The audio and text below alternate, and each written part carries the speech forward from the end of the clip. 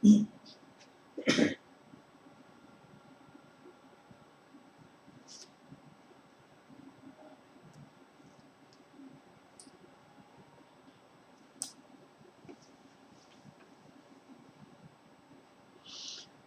นอบน้อมแด่พระผู้มีพระภาคเจ้าพระองค์นั้นซึ่งเป็นผู้ไกลจากกิเลสตรัสรู้ชอบได้โดยพระองค์เองสวัสดีครับท่านผู้ฟังที่เคารพครับท่านผู้ฟังรับฟังรายการพระไตรปิฎกไฟฟ้ามีเสนอแก่ท่านผู้ฟังทุกวันพุธตั้งแต่เวลา 18 นาฬิกาถึง 19 นาฬิกาดำเนินรายการโดยกระผมพันเอกธนัทเดชะมีอาจารย์สุรภาเดชะเป็นผู้ร่วมรายการวันนี้เราได้นำพระไตรปิฎกฉบับอรรถกถาเล่มที่ 18 ในพระสูตรที่ชื่อว่าอะระคัตถูปมสูตรอยู่ที่หน้า 279 ของเล่มที่ 18 พระสูตรสุดนี้เราได้นำมาศึกษากันตั้งแต่วันพุธก่อนๆแต่ก็ยังไม่จบเพราะว่าเป็นพระสูตรที่ค่อนข้างยาวและมีเนื้อหาสาระมากมายที่จะต้องศึกษากันอะระคัตถูปมสูตรนั้นเป็นพระสูตรที่เกี่ยวกับอันตรายเหมือนกับจับงูพิษที่หางและขนดอย่างนั้นงูพิษก็จะแหว่งกัดเอาเรื่องนี้เกิดขึ้นแก่ภิกษุที่ชื่อว่าอริ ฏฐะซึ่งเป็นเหล่ากอของคนฆ่าแร้งมีทิฏฐิหรือความเห็นผิดขัดแย้งกับพระธรรมคำสอนขัดแย้งกับเวสรสูตร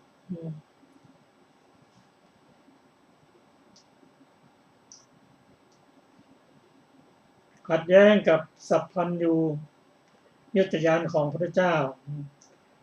โดยเฉพาะเวสาพัชนญาณซึ่งเป็นธรรมที่ทำให้เกิดความกล้าหาญมั่นใจซึ่งพระเวสาพัชญาณนี้พระองค์ทรงใช้ประกาศศาสนาก็คือกล่าวไปก็คือไม่มีใครจะคัดค้านเช่นพระองค์ตรัสว่าพระองค์เป็นสัมมาสัมพุทธเจ้าก็เมื่อคนที่มีความรู้ความเข้าใจตั้งแต่มนุษย์ที่มีความรู้เป็นบัณฑิตถึงสวรรค์รูปประพรหมและอรูปประพรหมไม่มีใครจะคัดค้านเลยว่าพระองค์ไม่ใช่เป็นพระสัมมาสัมพุทธเจ้าก็ผู้ที่ไม่คัดค้านนั้นเป็นผู้ที่มีการระลึกชาติได้รู้ว่าเป็นจริงประการที่สองนั้นพระองค์กล่าวว่าพระองค์เป็นพระขีณาสพเป็นผู้ที่ไม่มีโลภะโทสะโมหะแล้วก็ไม่มีใครจะคัดค้านและประการที่สามนั้นพระองค์ตรัสว่าธรรมใดๆที่พระองค์ตรัสแล้วว่าธรรมนั้นเป็นอันตรายและมีผลแก่ผู้ที่ส่องเสพจริงพวกที่มีปัญญาไตร่ตรองแล้วก็ไม่มีใครคัดค้านเนี่ยข้อ3เนี่ยที่เราจะมาศึกษากันประการที่4นั้นที่พระองค์ตรัสว่าพระธรรมคำสอนของพระองค์นั้นนำไปเพื่อความพ้นทุกข์ทั้งนั้นกับผู้ที่ปฏิบัติได้ตามสมควรก็เห็นจริงว่าธรรมะของพระองค์เป็นทำให้พ้นจากทุกข์ได้จริงๆแล้ววันนี้เราจะมาศึกษาถึง ทิฏฐิคือความเห็นชั่วของอริ ฏฐภิกษุซึ่งกล่าวว่าเราเข้าใจคำสอนของพระพุทธเจ้าโดยประการที่พระองค์ทรงตรัสว่าธรรมนี้ถ้ากระทำแล้วเป็นอันตรายแก่บุคคลผู้ส่องเสพแต่เขาไม่เชื่ออย่างนั้นไม่ว่าธรรมนี้เมื่อกระทำแล้วไม่เป็นอันตรายแก่ผู้ส่องเสพโดยเฉพาะเรื่องของกามนะซึ่งพระองค์ตรัสว่ากามนั้นมีความยินดีน้อยมีความคับแค้นมีความทุกข์เป็นจำนวนมากมีความทุกข์ยิ่งสิ่งเขาก็ไม่เชื่อถ้าถามว่าถ้าอริ ฏฐภิกษุมีความเห็นอย่างนี้ว่าการที่ไปส่องเสพกับกามทั้งหลายนั้นไม่มีโทษก็เป็นความเห็นของเขาแต่เนื่องจากฤทธภิกษุนั้นเข้ามาบวชในพระพุทธศาสนาแล้วกล่าวอย่างนี้ก็จะทำให้ผู้อื่นที่ไม่มีความใจหลงเชื่อทำให้เทวดาคิดว่าน่าจะเป็นจริงนะถ้าไม่เพราะว่าเขาเป็นภิกษุถ้าเขาไม่รู้จริงก็คงไม่พูดความเห็นของเขานั้นย่อมกระทำความผิด2 ประการแรกนั้นความเห็นผิดที่เขามีอยู่นี้ถ้าเขากระทำแต่ผู้เดียวก็จะทำให้วัฏฏะของเขายืนยาวได้รับความทุกข์ตามสมควรแต่เนื่องจากเขามีทิฏฐิแล้วยังไปกล่าวตู่พระผู้เป็นพระเจ้าก็เป็นความผิด2 ประการ ซึ่งการกล่าวตู่พระพุทธเจ้านั้นพระองค์ตรัสว่าเป็นการขุดตนเองให้กระทำความทุกข์มากขึ้นนั่นก็คือตกนรกเพราะไปกล่าวตู่พระพุทธเจ้า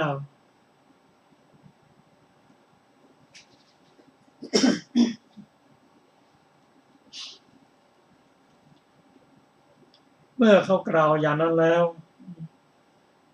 สหธรรมิกหรือภิกษุผู้เป็นเถระมั่งไม่เป็นเถระก็มีได้ข่าวนั้นก็ไปตักเตือนเพื่อจะให้เขา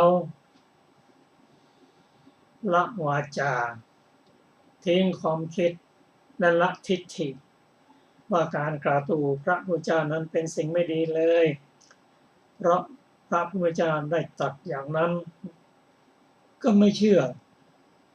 เป็นคนดื้อซึ่งภิกษุกระทำแล้วไม่สำเร็จก็เข้าไปกราบทูลพระผู้มีเจ้าว่าอริ ฏฐภิกษุผู้มีความเห็นผิดปิงปอนน้ำต่อความเห็นของพระผู้มีพระเจ้าข้าพระองค์ทั้งหลายกล่าวตักเตือนแล้วเขาก็ไม่เชื่อก็จึงได้มาเฝ้าทูลพระผู้มีพระเจ้าพระองค์ตรัสเรียกให้มาเฝ้าฤทธภิกษุก็มาเฝ้าพระพุทธเจ้าพระพุทธเจ้าตรัสถามว่าความเห็นอันชั่วของเธอปานนั้นเกิดขึ้นแล้วหรือว่าข้าพเจ้าได้รู้ทั่วถึงธรรมที่พระองค์แสดงโดยประการที่พระองค์ตรัสว่าธรรมนี้ถ้าปฏิบัติแล้วย่อมให้โทษให้อันตรายเขาก็กล่าวว่าความเห็นของเขานั้นเห็นว่าไม่เป็นอันตรายแก่ผู้ส่องเสพ ซึ่งเป็นการกล่าวตู่พระพุทธเจ้าพระพุทธเจ้าได้ตรัสถามแล้วแทนที่จะละวาจาละความคิดสละทิฏฐินั้นแต่เนื่องจากอริ ฐภิกษุเป็นคนดื้อสอนยากแม้พระพุทธเจ้าตรัสแล้วก็ยังไม่กลับคำพระพุทธเจ้านั้นพระองค์ทรงสั่งสอนบุคคลที่พอจะสอนได้ถ้ามีทิฏฐิลึกพระองค์ก็จะทิ้งไป เมื่อเขายืนหยัดยืนยันอย่างนั้นพระองค์ก็ประกาศท่ามกลางภิกษุว่าอริ ฐภิกษุผู้มีทิฏฐิหรือความเห็นผิดชั่วว่าข้าพเจ้ารู้ทั่วถึงธรรมที่พระพุทธเจ้าแสดงและโดยประการที่พระองค์ทรงตรัสว่าธรรมนั้นๆเช่นกามทั้งหลายนั้นเป็นธรรมที่ส่องเสพให้เป็นอันตรายแก่ผู้ส่องเสพจริงเมื่อเขาไม่เชื่ออย่างนั้นพระองค์ตรัสถามภิกษุว่าภิกษุที่ชื่ออริ ฐนั้นจะมีความก้าวหน้าเกิดปัญญาสูงขึ้นไปไหมในศาสนาของพระองค์ซึ่งภิกษุเหล่านั้นยืนได้กล่าวพร้อมกันว่าอริ ฐภิกษุไม่สามารถที่จะทำให้ปัญญาเจริญขึ้นมาเจ้าค่ะก็อริ ฐภิกษุนั้นก็รู้สึกตัวเขินหมดปฏิภาณก็เมื่อเป็นอย่างนั้นแล้วเขาก็ไม่สามารถที่จะ อยู่ในพระธรรมวินัยของพระองค์ได้ก็ต้องจากไปในที่สุดรายละเอียดของพระสูตรนี้มีมากมายเช่นพระองค์ตรัสสอนให้ละทิฏฐิเริ่มตั้งแต่สักยะทิฏฐิเป็นต้นไปสอนให้ละอุปทานทั้งหลายรายละเอียดเป็นอย่างไรนั้นก็ขอเชิญอาจารย์ศิลภา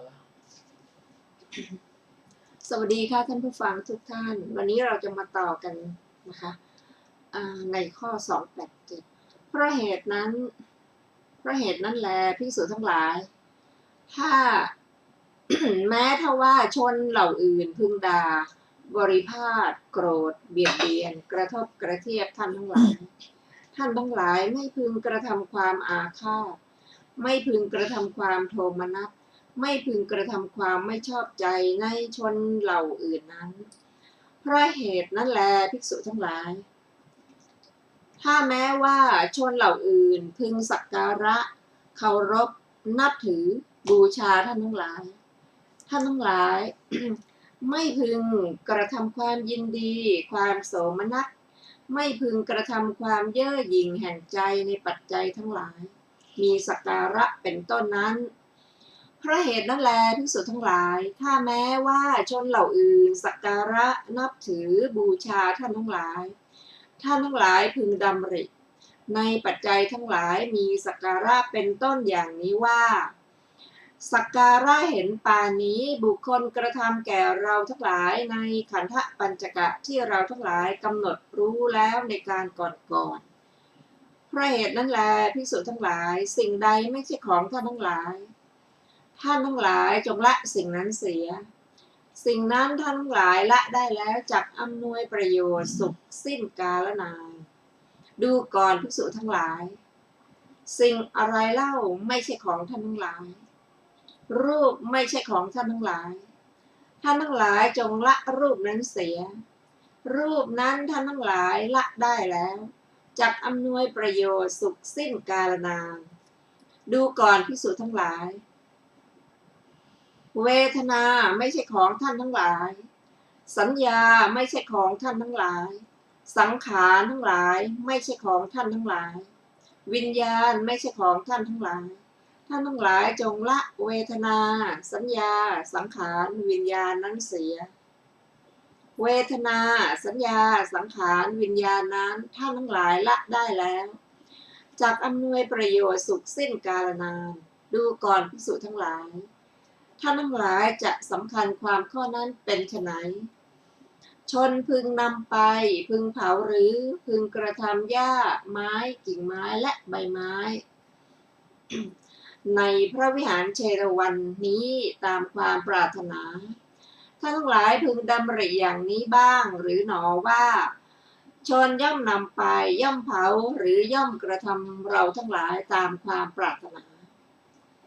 ไม่อย่างนั้นพระเจ้าข้าข้อนั้นเป็นเพราะเหตุอะไรข้าแต่พระองค์ผู้เจริญเพราะว่านั้นไม่ใช่อัตตาหรือบริขารที่เนื่องด้วยอัตตาของข้าพระองค์ทั้งหลายอย่างนั้นแลภิกษุทั้งหลายสิ่งใดไม่ใช่ของท่านทั้งหลายท่านทั้งหลายจงละสิ่งนั้นเสียสิ่งนั้นท่านทั้งหลายละได้แล้วจักอำนวยประโยชน์สุขสิ้นกาลนานดูก่อนภิกษุทั้งหลายรูปไม่ใช่ของท่านทั้งหลายท่านทั้งหลายจงละรูปนั้นเสียรูปนั้นท่านทั้งหลายละได้แล้วจักอำนวยประโยชน์สุขสิ้นกาลนานดูก่อนภิกษุทั้งหลายเวทนาสัญญาสังขารวิญญาณไม่ใช่ของท่านทั้งหลายท่านทั้งหลายจงละเวทนาสัญญาสังขารวิญญาณนั้นเสียเวทนาสัญญาสังขารวิญญาณนั้นท่านทั้งหลายละได้แล้วจักอำนวยประโยชน์สุขสิ้นกาลนานดูก่อนภิกษุทั้งหลายในธรรมที่เรากล่าวไว้ดีแล้วอย่างนี้เป็นของตื้นเปิดเผยปรากฏแยกขยายแล้วภิกษุเหล่าใดเป็นพระอรหันต์มีอาสวะสิ้นแล้วอยู่จบพรหมจรรย์แล้วมีกิจที่จำต้องทำเสร็จแล้วมีภาระปลงลงแล้วรู้ถึงประโยชน์ของตนแล้วมีสัญโยชน์ในภพหมดสิ้นแล้วหลุดพ้นแล้วเพราะรู้โดยชอบภิกษุเหล่านั้นย่อมไม่มีวัตตะเพื่อจะบัญญัติต่อไปดูก่อนภิกษุทั้งหลาย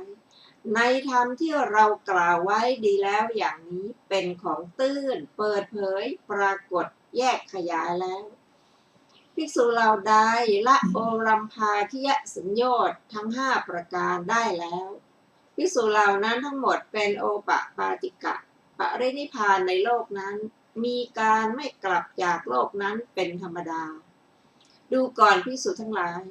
ในธรรมที่เรากล่าวไว้ดีแล้วอย่างนี้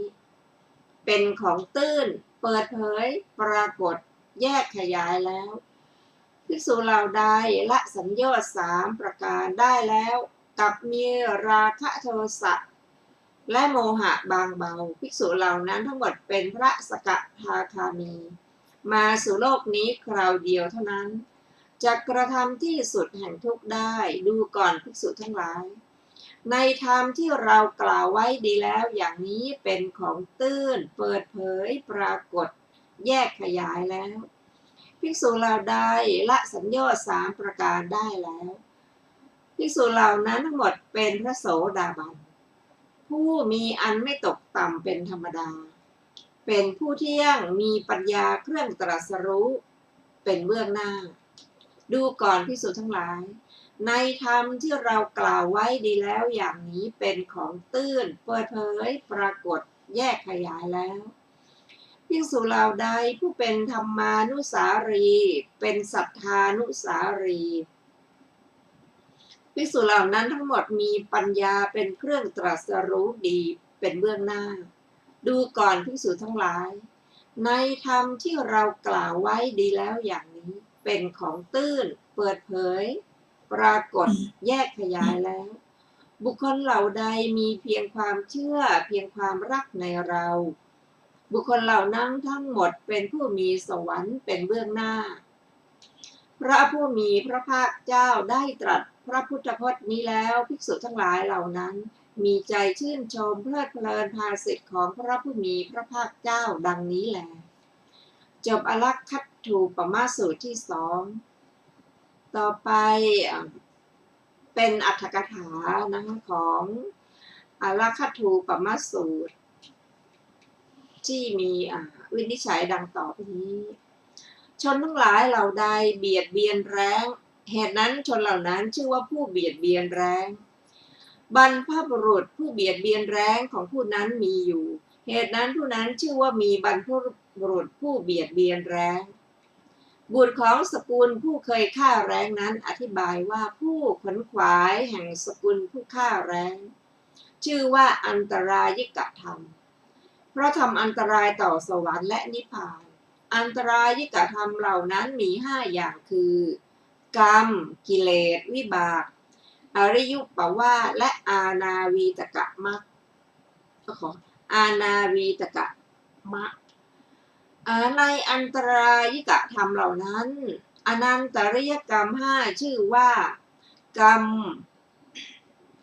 มมณตรายิกธรรมภิกษุณีทูสกกรรมก็เหมือนกันแต่ภิกษุณีทูสกกรรมนั่นกระทำอันตรายต่อพระนิพพานอย่างเดียวหากระทำอันตรายต่อสวรรค์ไม่ธรรมคือนิตยมิจฉาทิฏฐิชื่อว่าอันตรายิกกรรมอันตรายิกธรรมคือกิเลสปฏิสนธิธรรมของบัณฑิตสัตว์เดรัจฉานและอุพัตโตพยัญชนะกะชื่อว่าอันตรายิกธรรมคือวิบากธรรมคือการเข้าไปว่าร้ายพระอริยเจ้าชื่อว่าอันตรายิกกรรมคืออุปวาทะแต่อุปวาทันตรายิกธรรมเหล่านั้นย่อมกระทำอันตรายตลอดเวลาที่ยังไม่ให้พระอริยเจ้าทั้งหลายอดโทษเบื้องหน้าแต่นั้นให้พระอริยเจ้าอดโทษแล้วหากระทำอันตรายไม่อาบัติ7 กองที่ภิกษุจงใจล่วงละเมิดแล้วชื่อว่าอันตรายิกธรรมคืออานาวีติกมะแม้อานาวีติกะมันตรายิกธรรมเหล่านั้นย่อมกระทำอันตรายตลอดเวลาที่ภิกษุต้องอาบัติแล้วยังปฏิญาตนว่าเป็นภิกษุอยู่ก็ดีไม่อยู่ปริวาสกรรมก็ดีไม่แสดงอาบัติก็ดีเบื้องหน้าแต่นั้นหากระทำอันตรายไม่ในเรื่องอันตรายิกธรรมนั้นภิกษุนี้เป็นพหุสูตรเป็นพระธรรมกถึกย่อมรู้อันตรายิกธรรมที่เหลือแต่เพราะคนไม่ฉลาดในพระวินัยจึงไม่รู้อันตรายิกธรรมคือการล่วงละเมิดพระบัญญัติเพราะฉะนั้นภิกษุผู้อยู่ในที่ลับจึงคิดอย่างนี้ว่าคฤหัสถ์เหล่านั้นบริโภคกามคุณ5เป็นพระโสดาบันก็มีพระสกทาคามีก็มีพระอนาคามีก็มีฝ่ายพวกภิกษุพิจารณาเห็นรูปที่น่าพอใจที่พึงรู้สึกด้วยจักษุถูกต้องโผฏฐัพพารมณ์ที่พึงรู้สึกด้วยกายย่อมใช้สอยเครื่องลาดและเครื่องนุ่มห่มที่อ่อนนุ่มข้อนั้นทั้งหมดควรเพราะเหตุไรรูปเสียงกลิ่นรสโผฏฐัพพะของหญิงเท่านั้นไม่ควรฝ่ายรูปเป็นต้นเหล่านี้จึงควรอริ ฏฐภิกษุเทียบเคียงรสกับรสอย่างนี้แล้วรวมการบริโภคด้วยอำนาจราคะที่มีฉันทะ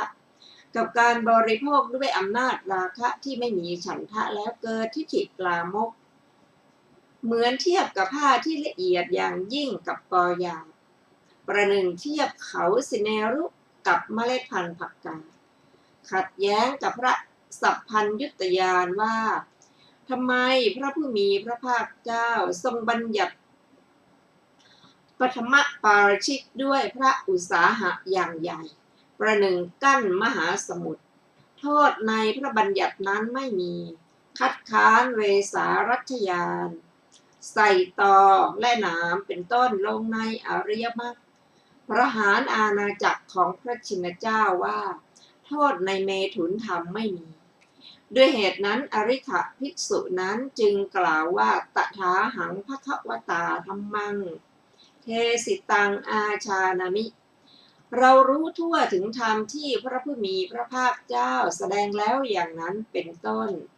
บทว่าเอวังพยโขเท่ากับเอวังวิยโขในคำว่า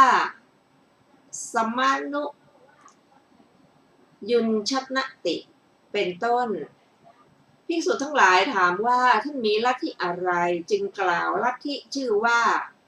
สอบถามยกทิฏฐิขึ้นชื่อว่ายึดถือทิฏฐิสอบถามเหตุว่าเพราะเหตุไรท่านจึงกล่าวอย่างนี้ชื่อว่าสมนุภาพในคำว่าอัตถิกังขลูปมาเป็นต้นอุปมาด้วยร่างกระดูกเพราะอัฏฐว่ามีอัสสาทะน้อยอุปมาด้วยชิ้นเนื้อเพราะอัฏฐว่าเป็นของทั่วไปแก่คนเป็นอันมากอุปมาด้วยคบเพลิงหญ้าเพราะอัฏฐว่าตามเผาอุปมาด้วยหลุมถ่านเพลิงเพราะอัฏฐว่าทำให้เร่าร้อนมากอุปมาด้วยความฝันเพราะอัฏฐว่าปรากฏนิดหน่อยอุปมาด้วยของที่ขอยืมเขามาเพราะอัฏฐว่าเป็นไปชั่วคราวอุปมาด้วยผลไม้มีพิษเพราะอัฏฐว่าทำลายทั่วสรรพางอุปมาด้วยคมดาบเพราะอัฏฐว่าตัดรอนอุปมาด้วยหอกและเหลาเพราะอัฏฐทิ่มแทงอุปมาด้วยงูเพราะอัฏฐว่าน่ารังเกียจและมีภัยเฉพาะหน้า ก็ภัยบทว่าถามสาได้แก่ด้วยกำลังและทิฏฐิบทว่าปรามาสาได้แก่รูปคลำด้วยทิฏฐิบทว่าอภินิวิสสะโวหารติได้แก่มุ่งมั่นกล่าวหรือแสดงบทว่ายโตโขเตภิกขุได้แก่ครั้งใดภิกษุเหล่านั้นอริ ฐภิกษุนี้แม้ใครจะกล่าวว่าไม่มีดังนี้ตามอัธยาศัยของตนก็ยอมรับคำนี้ว่าเอวังพยาโขอาหังพันเตภควาด้วยอานุภาพของพระผู้มีพระภาคเจ้าได้ยินว่าชื่อว่าผู้สามารถจะกล่าวคำสองคำต่อพระพักของพระพุทธเจ้าทั้งหลายไม่มีบทว่ากัสสโขนามตวังโมคะปุริสะความว่าดูก่อนโมคะบุรุษท่านรู้ทั่วถึงธรรมที่เราแสดงอย่างนี้แก่ใครกษัตริย์หรือพราหมณ์แพทย์หรือสูตรคฤหัสถ์หรือบรรพชิตเทวดาหรือมนุษย์บทว่าอะทาโคภัคควาภิกขุอามันเตสินี้เป็นอนุสนธิแผนกหนึ่งโดยเฉพาะได้ยินว่าอริ ภิกษุคิดว่าพระผู้มีพระภาคเจ้าตรัสเรียกเราว่าโมคะบุรุษแต่เธอจะไม่มีธรรมอันเป็นอุปนิสัยแห่งมรรคและผลด้วยเหตุเพียงตรัสว่าโมคะปุริสะหาไม่ได้แลจริงอยู่พระผู้มีพระภาคเจ้าตรัสเรียกอุปเสนะวังคันตบุตรด้วยวาทะว่าโมคะปุริสะว่าดูก่อนโมคะปุริสะเธอเป็นผู้เวียนมาเพื่อความมากเร็วเกินไปภายหลังพระเถระเพียรพยายามกระทำให้แจ้งซึ่งอภิญญาหกด้วยคิดว่าแม้เราก็จะประคองความเพียรเห็นปานนั้นทำมรรคผลให้เกิดลำดับนั้นพระผู้มีพระภาคเจ้าเมื่อจะทรงแสดงความที่อริ ภิกษุเป็นผู้ไม่งอกงามเหมือนใบไม้เหลืองที่หลุดจากขั้วจึงเริ่มแสดงพระธรรมเทศนานี้บทว่าอุสมีกโตปิความว่าภิกษุทั้งหลายเธอสำคัญความข้อนั้นเป็นอย่างไรอริ ภิกษุนี้มีลัทธิอย่างนี้ขัดแย้งกับสัพพัญญุตญาณ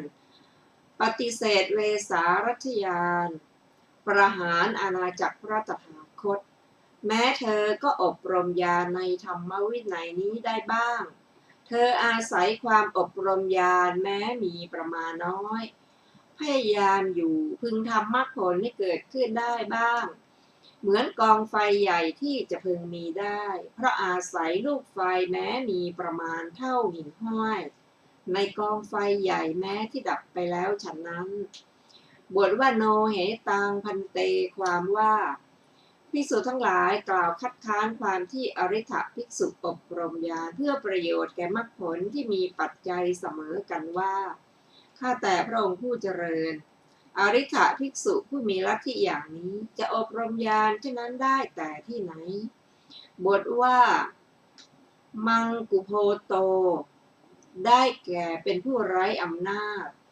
บทว่าปัตตคันโทได้แก่คอตกบทว่าอัปปติพาโนได้แก่ไม่เห็นอะไ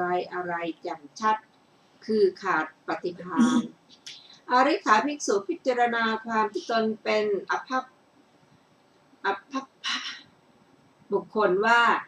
ได้ยินว่าเราได้คำสอนที่นำออกจากทุกข์แข็งปานนี้แล้วยังไม่งอกงามเรามีปัจจัยถูกถอนเสียแล้วดังนี้นั่งเอาปลายนิ้วเท้าขุดดินอยู่แม้บทว่าปัญญายิสสิโคนี้ก็เป็นอนุสนธิแผนกหนึ่งโดยเฉพาะได้ยินว่าอริ t ภิกษุคิดว่าพระผู้มีพระภาคเจ้าตรัสว่าเราเป็นผู้ขาดธรรมอันเป็นอุปนิสัยแห่งมรรคและผลก็พระพุทธเจ้าทั้งหลายมิใช่ทรงแสดงธรรมเฉพาะผู้มีอุปนิสัยเท่านั้นทรงแสดงธรรมแก่ผู้ไม่มีอุปนิสัยด้วยเราได้สุขโตวาทะจากสำนักพระศาสดาแล้วจากกระทำกุศลอันจะเข้าถึงสมบัติของตนครั้งนั้นพระผู้มีพระภาคเจ้าเมื่อจะระงับพระโอวาทจึงตรัสว่าปัญญายิสสิเป็นต้นคำนั้นมีความว่าดูก่อนโมฆะบุรุษท่านนั่นแลจะปรากฏในนรกเป็นต้นด้วยทิฏฐิอันชั่วช้านี้ขึ้นชื่อว่าสุขโตวาทะของท่านย่อมไม่มีจากสำนักของเราท่านไม่มีประโยชน์สำหรับ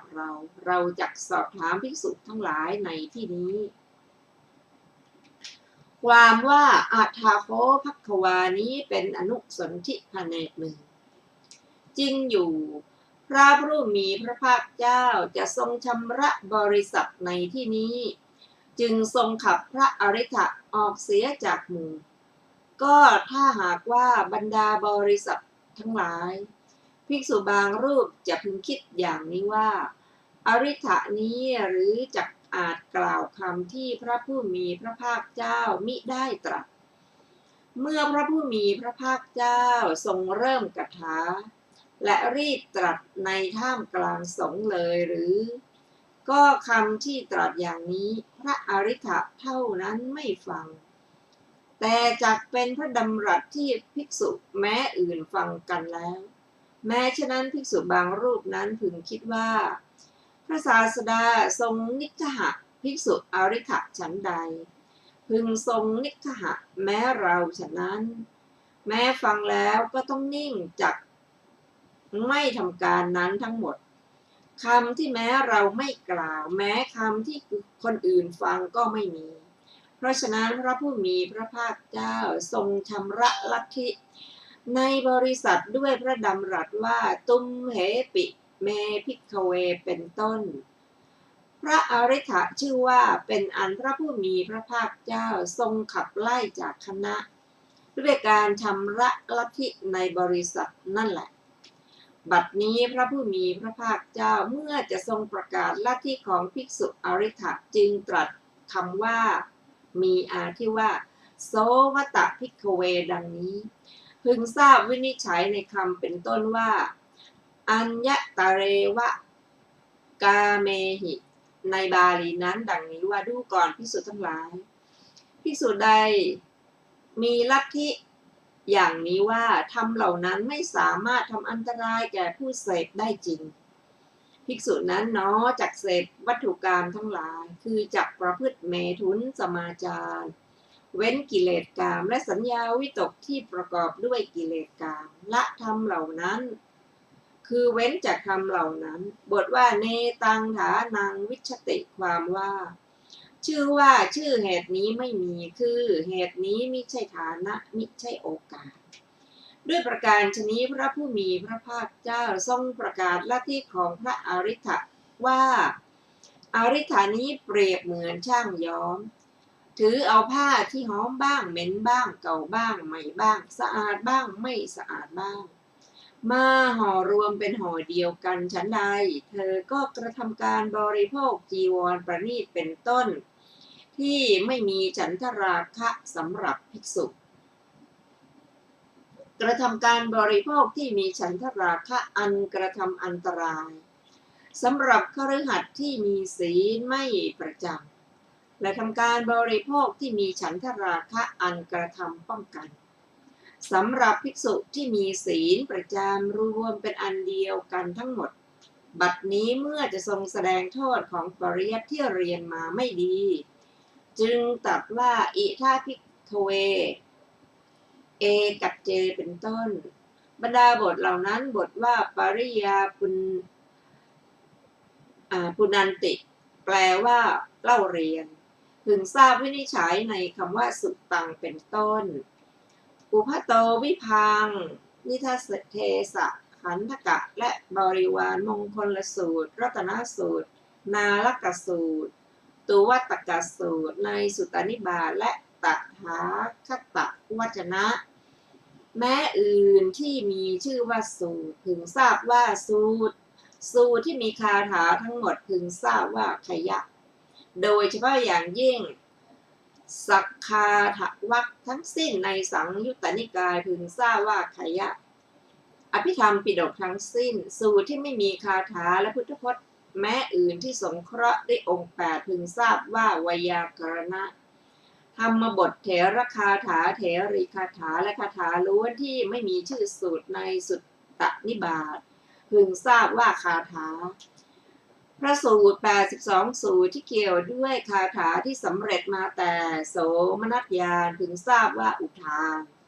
พระสูตร110สูตรที่เป็นไปโดยอาทิว่าวุตตมิทังภตะวตาพึงทราบว่าอิติอุตกะชาดก550เรื่องมีอปันนกะชาดกเป็นต้นพึงทราบว่าชาดกพระสูตรที่เกี่ยวด้วยอัจฉริยะอภูตธรรมแม้ทั้งหมดที่เป็นไปโดยนัยยะมีอาทิว่าจตารโรเมภิกขเวอัจฉริยาอภูตธรรมมาอานันเทพึงทราบว่าอภภูตธรรมพระสูตรที่ตรัสถามแล้วได้ความรู้ได้ความยินดีทั้งหมดมีจุลเวทัลลสูตรมหาเวทัลลสูตรสัมมาทิฏฐิสูตรสักกะปัญหสูตรสังขารภาชนียสูตรมหาปุณณสูตรเป็นต้นพึงทราบว่าเวหันทะบทว่าอาทังนะอุปริกขันติได้แก่ไม่เห็นและกำหนดไม่ได้ซึ่งอัฏฐะแห่งสูตรซึ่งอัฏฐะแห่งเหตุบทว่าอนุปริกขตังได้แก่กำหนดไม่ได้บทว่าณติชานังคมันติได้แก่ไม่ปรากฏคือไม่มาปรากฏอธิบายว่าใครๆก็อาจจะรู้อย่างนี้ว่าศีลสมาธิปัญญามรรคผลวัตตะหรือวิวัตตะตรัสไว้แล้วในที่นี้บทว่าเตอุปารัมภานิสังสาเจวะความว่ากุลบุตรเหล่านั้นเป็นผู้ไม่ยกโทษในวาทะของคนเหล่าอื่นเป็นอานิสงส์เล่าเรียนบทว่าอิติวาทัปปโมกขานิสังสาจะได้แก่มีการปลดเปลื้องวาทะอย่างนี้เป็นอานิสงส์เล่าเรียนอธิบายว่าไม่เล่าเรียนด้วยเหตุนี้ว่าเมื่อคนอื่นยกโทษวาทะของตนเราจะเปลื้องโทษนั้นอย่างนี้บทว่าตันจักสะอัฏถังนานุโพนติความว่ากุลบุตรทั้งหลายเล่าเรียนธรรมเพื่อประโยชน์มรรคหรือผลอันใดเรียนไม่ดีย่อมไม่ได้รับประโยชน์นั้นของธรรมนั้นอันหนึ่งแม้เมื่อไม่อาจจะยกโทษในวาทะของผู้อื่น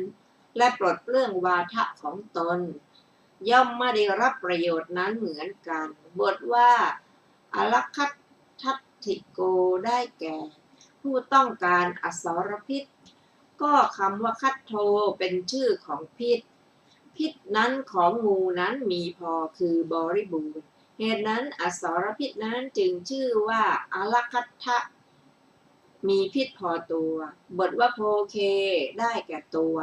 ข้อว่าดูก่อนภิกษุทั้งหลายก็กุลบุตรบางพวกในโลกนี้เล่าเรียนธรรมได้แก่เล่าเรียนด้วยอำนาจนิตถะ รณปริยัติจริงอยู่ปริยัติมีสามคืออลัคถปริยัตินิตถรณปริยัติพันธาคาริกปริยัติบรรดาปริยัติทั้งสามนั้นภิกษุใดเล่าเรียนพุทธวจนะเหตุปรารภลาภสักการะว่าเราจะได้จีวรเป็นต้นหรือคนทั้งหลายจะรู้จักเราในท่ามกลางบริษัทสี่อย่างนี้ปริยัตินั้นของภิกษุนั้นชื่อว่าอารักขันธปริยัติจริงอยู่การไม่เล่าเรียนพุทธวจนะและนอนหลับเสียยังดีกว่าการเล่าเรียนอย่างนี้ส่วนภิกษุใดเล่าเรียนด้วยคิดว่าเล่าเรียนพุทธวจนะบำเพ็ญศีลในฐานะที่ศีลมาถึงเข้าให้ถือเอาห้องสมาธิในฐานะที่สมาธิมาถึงเข้าเริ่มตั้งวิปัสสนาในฐานะที่วิปัสสนามาถึงเข้าทำมรรคให้เกิดทำให้แจ้งเกิดทำให้แจ้งผลในฐานะที่มรรคผลมาแล้วปริยัติของภิกษุชื่อว่านิตตธารณปริยัติปริยัติของพระขีณาสพชื่อว่าพันธาคาริกปริยัติจริงอยู่ทุกขสัจจะที่ยังไม่กำหนดรู้สมุทัยสัจจะที่ยังละไม่ได้มรรคสัจจะที่ยังไม่ได้เจริญหรือนิโรธสัจที่ยังไม่ทำให้แจ้งย่อมไม่มีแก่พระขีณาสพนั้นด้วยว่าพระขีณาสพนั้นกำหนดรู้ขันธ์แล้วละกิเลสได้แล้วเจริญมรรคแล้วทำให้แจ้งผลแล้วเพราะฉะนั้นท่านเล่าเรียนพุทธวจนะจึงเล่าเรียนเป็นผู้ทรงแบบแผนรักษาประเพณีอนุรักษ์วงศ์ดังนั้นปริยัตินั้นของท่านจึงชื่อว่าพันธาคาริกปริยัติถามว่าก็เมื่อพวกคันธทุระไม่สามารถจะอยู่ในที่แห่งหนึ่งในเฉพาะฉาตกภัยเป็นต้นปุถุชนใดเมื่อไม่ลำบากด้วยภิกษาจารย์เองเล่าเรียนด้วยคิดว่าขอพระพุทธวจนะที่ไพเราะยิ่งอย่าสูญเสียไปเราจะดำรงแบบแผนจะรักษาประเพณีไว้ปริยัติของปุถุชนนั้นเป็นพันธาคาริกปริยัติหรือไม่เป็นตอบว่าไม่เป็นถามว่าเพราะเหตุไรตอบว่าเพราะความที่ตนไม่ได้ตั้งอยู่ในฐานะเล่าเรียนจริงอยู่ชื่อว่าปริยัติของปุถุชนเป็นอละคัตถะบ้างเป็นนิตตธารณะบ้างปริยัติของพระเสขะทั้ง7เป็นนิตตธารณะอย่างเดียวปริยัติของพระขีณาสพเป็นพันธาคาริกปริยัติเท่านั้นแต่ในที่นี้ท่านประสงค์เอานิตตธารณปริยัติบทว่านิชชานังขมันติความว่าธรรมทั้งหลายย่อมมาปรากฏในอาคตสถานแห่งธรรมมีศีลเป็นต้นว่าศีลตรัสไว้ในที่นี้สมาธิในที่นี้วิปัสสนาในที่นี้มรรคในที่นี้ผลในที่นี้วัตตะในที่นี้วิวัตตะในที่นี้บทว่าตยัตตันจัสสะอัฏฐังอนุโพนติความว่ากุลบุตรทั้งหลายย่อมเล่าเรียนเพื่อมรรคผลอันใดกุลบุตรเหล่านั้นอาศัยปริยัติที่เล่าเรียนดีแล้วทำมรรคให้เกิดทำผลให้แจ้งและเสวยประโยชน์นั้นของธรรมนั้นแม้ไม่สามารถจะยกโทษในวาทะของผู้อื่นก็ดีไม่สามารถจะถือเอาฐานะที่ตนปรารถนาและปรารถนาอีกเรื่องโทษที่เขายกในวาทะของตนก็ดีชื่อว่าเสวยประโยชน์เหมือนกันบทว่าทีฆรัตตังหิตายะสุขายะสังวัตตันติความว่าเมื่อบำเพ็ญศีลเป็นต้นในฐานะแห่งศีลเป็นต้นมาแล้วก็ดียกโทษในวาทะของผู้อื่นโดยชอบธรรมก็ดีเรื่องโทษจากวาทะของตนก็ดีบรรลุอรหัตแล้วแสดงธรรมในท่ามกลางบริษัทบริโภคปัจจัย4ที่คนผู้เลื่อมใสในพระธรรมเทศนาน้อมเข้าไปถวายก็ดีธรรมเหล่านั้นย่อมเป็นไปเพื่อประโยชน์เกื้อกูลเพื่อความสุขสิ้นกาลนาน ครั้นทรงแสดงอานิสงส์ในพระพุทธวจนะที่เรียนดีอย่างนี้แล้วบัดนี้เมื่อจะทรงประกอบบริษัทไว้ในพุทธวจนะนั้นนั่นแลจึงตรัสคำอาที่ว่าตัสมาติหะภิกขเวดังนี้บรรดาบทเหล่านั้นบทว่าตัสมาความว่าเพราะเหตุที่ปริยัติที่เรียนมาไม่ดีย่อมเป็นไปเพื่อสิ่งไม่ใช่ประโยชน์เพื่อทุกข์ตลอดกาลนานเหมือนงูพิษที่จับไม่ดีฉะนั้นส่วนปริยัติที่เรียนมาดีย่อมเป็นไปเพื่อประโยชน์เพื่อกูลเพื่อความสุขตลอดกาลนานเหมือนงูพิษที่จับไว้ดีฉะนั้นบทว่าตถานังทารายาถะความว่าพึงทรงปริยัตินั้นไว้อย่างนั้นนั่นแหละคือทรงไว้โดยอัฏฐะนั้นนั่นแหละบทว่าเยวาปนัสสุพยัตตาภิกขุความว่าก็หรือว่าพึงสอบถามเหล่าภิกษุผู้ฉลาดผู้บัณฑิตมีพระสารีบุตรพระโมคคัลลานะพระมหากัสสปะและพระมหากัจจานะเป็นต้นแต่ภิกษุไม่พึงเป็นเหมือนอริ ฐภิกษุใส่เปลือกตมหรืออยากย่ายลงในศาสนาของเราบทว่ากุลลูปมังแปลว่าเหมือนทุ่นบทว่านิทระนัฏฐายะได้แก่เพื่อประโยชน์แก่การข้ามโอคะสีบทว่าอุทกกันนวังความว่าก็น้ำใดลึกแต่ไม่กว้างหรือกว้างแต่ไม่ลึกน้ำนั้นท่านไม่เรียกอนบส่วนน้ำใดที่ทั้งลึกทั้งกว้างน้ำนั้นท่านเรียกว่าอนบเพราะฉะนั้นอรรถะในบทว่ามหันตังอุทกันนวังนี้จึงมีความดังนี้ว่าน้ำใหญ่คือกว้างลึกที่ใดมีโอกาสที่โจรอยู่ยืนนั่งนอนปรากฏอยู่ที่นั้นชื่อว่าสาลังกะน่าสงสัยที่ใดเหล่ามนุษย์ถูกพวกโจรมาปล้นตีชิงปรากฏอยู่ที่นั้นชื่อว่าสัปปติกะสัปปติพยะมีภัยปรากฏเฉพาะหน้าสะพานที่เขาผูกไว้เบื้องบนห่วงน้ำชื่อว่าอุตตรเสตุแปลว่าสะพานข้ามบทว่ากุลลังพันธิตวาความว่ากอไม้เป็นต้นที่เขามัดเป็นกรรมเพื่อประโยชน์แก่ข้ามน้ำชื่อว่าทุ่นส่วนกอไม้เป็นต้นที่เขามัดแผ่ท่านเรียกว่าแพบทว่าอุสาเปตวาแปลว่าตั้งไว้บทว่ากิจจการีความว่าทำกิจที่ถึงแล้วทำกิจที่ควรทำกิจที่เหมาะในคำว่าธรรมาปิโวปทาตัพพานี้ทำทั้งหลายชื่อว่าสมถะและวิปัสสนา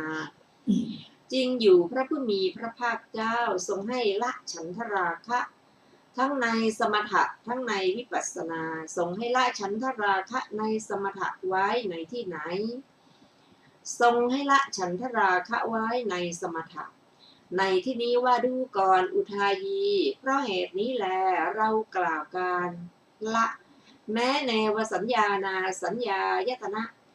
ดูก่อนอุทายีเธอไม่เห็นสังโยชน์อันละเอียดหรือหยาบที่เราไม่ได้กล่าวการละไว้ทรงให้ละฉันทราคะไว้ในวิปัสสนาในที่นี้ว่าดูก่อนภิกษุทั้งหลายหากพวกเธอไม่เกาะไม่ยึดไม่ถือทิฏฐินี้ที่บริสุทธิ์ผุดผ่องอย่างนี้แต่ในที่นี้พระผู้มีพระภาคเจ้าเมื่อทรงให้ละฉันทราคะในสมถะและวิปัสสนาทั้งสองจึงตรัสว่า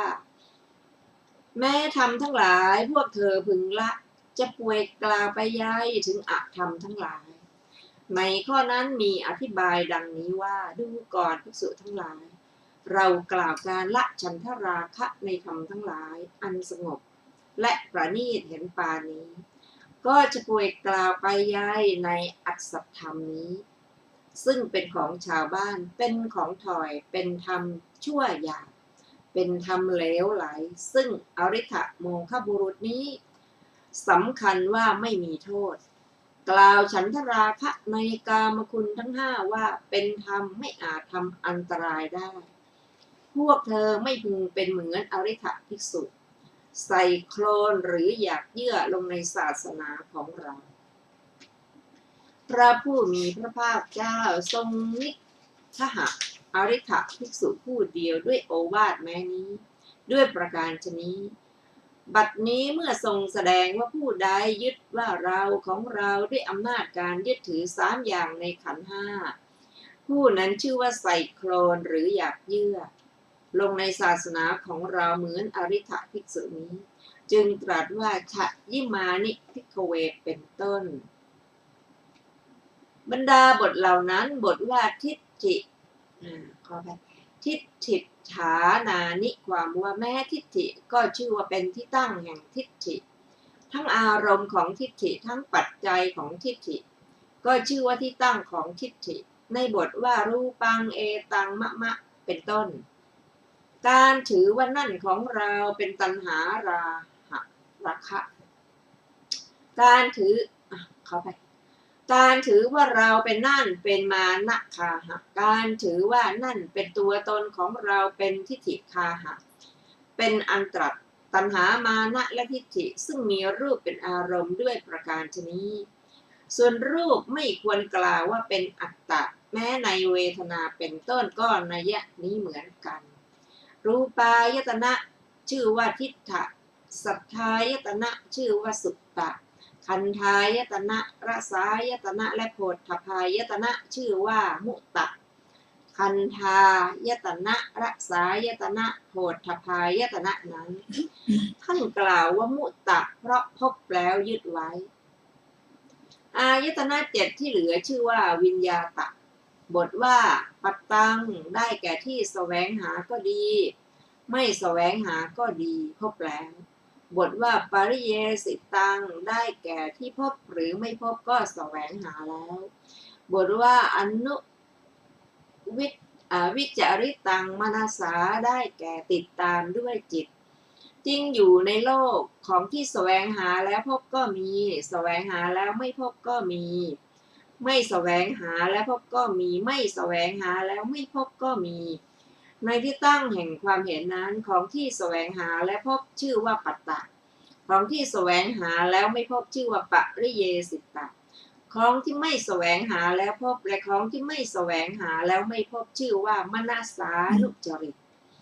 อีกนัยยะหนึ่งของที่แสวงหาแล้วพบก็ดีของที่ไม่แสวงหาไม่พบก็ดีชื่อว่าปัตตะเพราะอัตถะว่าพบแล้วของที่แสวงหาไม่พบอย่างเดียวชื่อว่าปริเยสิตะของที่ไม่แสวงหาแล้วพบและของที่ไม่แสวงหาแล้วไม่พบชื่อว่ามนัสสานุจริตะหรือว่าของนั้นทั้งหมดชื่อว่ามนัสสานุจริตะเพราะว่าเป็นของติดตามด้วยใจตัณหามานะทิฏฐิที่มีวิญญาณเป็นอารมณ์ตรัสด้วยบทนี้วิญญาณตรัสด้วย